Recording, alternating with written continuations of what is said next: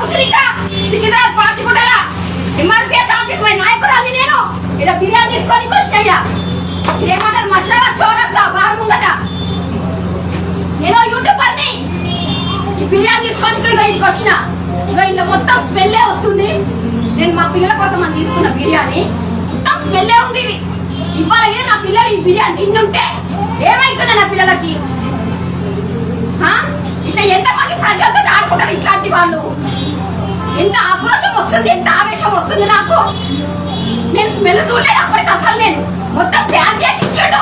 ఎప్పుడు ప్యాక్ చేయడు, కవర్లో కూడా పెట్టి ఇవ్వడు. ఇది నేను మసాలా తీసుకుపోయినా ఎప్పుడు ఇట్లా రాలేదు. ఇవాళ ఎందుకు అయ్యింది?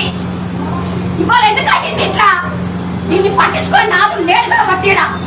ఇది ఇమ్మీడియట్ తీసేయాలి. ప్రజలు కూడా తింటారు. ఇక్కడ తాగిపోతే ఆడ బార్ ఉంది, ఆడ బాగా తాగుతారు వచ్చి తింటారు. ఏమన్నా పానాలు పోతే ఎవరికి రెస్పాన్సిబిలిటీ?